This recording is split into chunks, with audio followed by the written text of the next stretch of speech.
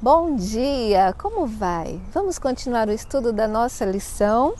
Hoje o tópico é abruptamente detido. Depois de sufocar a sua convicção com relação aos seguidores de Jesus, deixar que o orgulho, a educação, o preconceito sufocasse tudo aquilo que o Espírito Santo tinha despertado nele através do testemunho de Estevão, o fervor fariseu de Paulo continuou muito forte, né? Foi ainda maior, parece. E a pergunta diz assim: explique a perspectiva e o objetivo de Saulo a caminho de Damasco. Perspectiva, o olhar, para onde ele estava olhando, né? E qual era o objetivo. Bem, vejam só, Atos 9, 1 e 2 diz assim: e Saulo, respirando ainda ameaças e mortes contra os discípulos do Senhor, dirigiu-se ao sumo sacerdote e pediu-lhe cartas para Damasco, para as sinagogas, a fim de que se encontrasse alguns daquela seita, quer homens, quer mulheres, os conduzisse presos a Jerusalém. Vejam bem, essa expressão respirando ainda ameaças e mortes mostra assim, sabe quando alguém está com raiva e fica ofegante? Mais ou menos assim, né? Era assim que Saulo estava, ele estava totalmente dominado por esse ódio, né?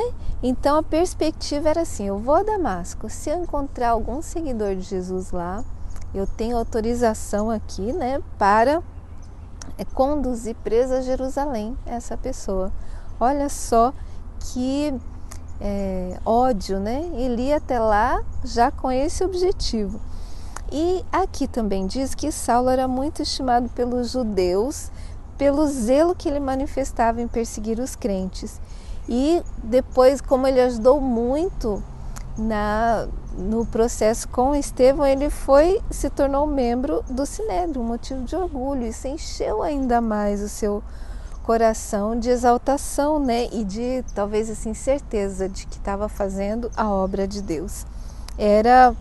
Aqui diz que ele estava prestes a viajar para Damasco por interesse próprio, mas como ele tinha esse plano, ele também já foi para caçar os seguidores de Jesus e recebeu autorização para isso, né? Ele tinha uma posição de poder como representante do Sinédrio. Isso ainda deu mais coragem, mais força para ele fazer isso.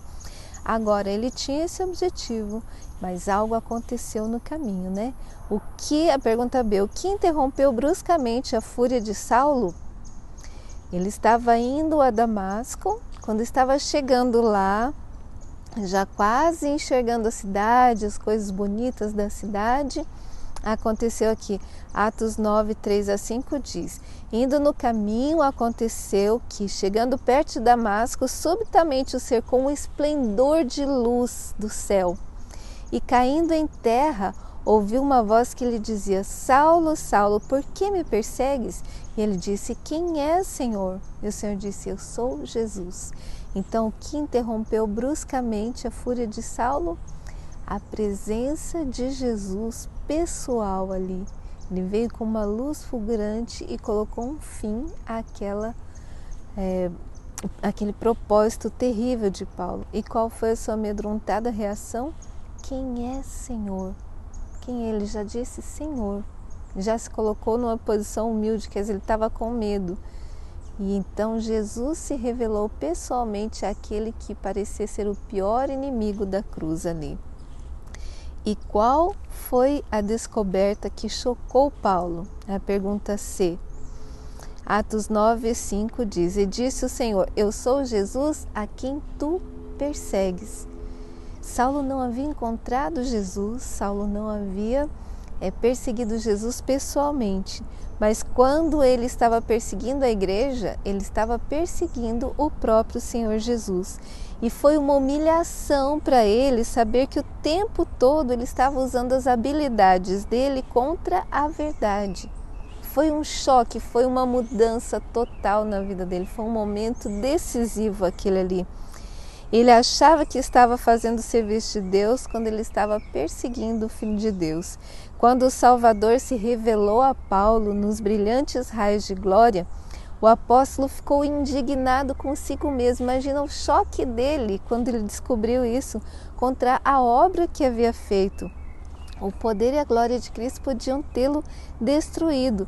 Mas tem uma coisa linda nessa nota que diz assim: ele era um prisioneiro de esperança. De quem ele era prisioneiro?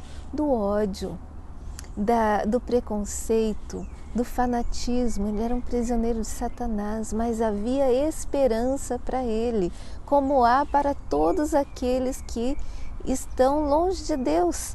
Olha só, a glória da presença daquele a quem havia blasfemado tornou-o fisicamente cego, mas era para que pudesse ter visão espiritual, para que pudesse ser despertado da letargia que havia entorpecido e amortecido as próprias percepções. Aquela luz cegou os seus olhos, mas despertou a consciência, que agora trabalhava sim ininterruptamente com uma autoacusação enérgica. O zelo pela própria obra, a sincera resistência à luz que brilhava sobre ele antes, quando Estevão deu o testemunho, a luz brilhou sobre ele, ele resistiu. Sobre ele, por meio dos mensageiros de Deus, trouxe agora a condenação à própria alma. Foi um momento radicalmente, onde ele pôde mudar radicalmente os pensamentos, um momento incrível. Você já passou por algum momento em que Deus revelou para você alguma verdade, algo que você estava fazendo que estava errado? Se não passou, talvez Deus tenha algo para te mostrar ainda, mas de qualquer forma, nós sabemos que Deus nos ama e quer se revelar para nós o tempo todo. O que será que aconteceu com Paulo depois? Vamos descobrir na lição de amanhã. Fica com Deus, um abraço.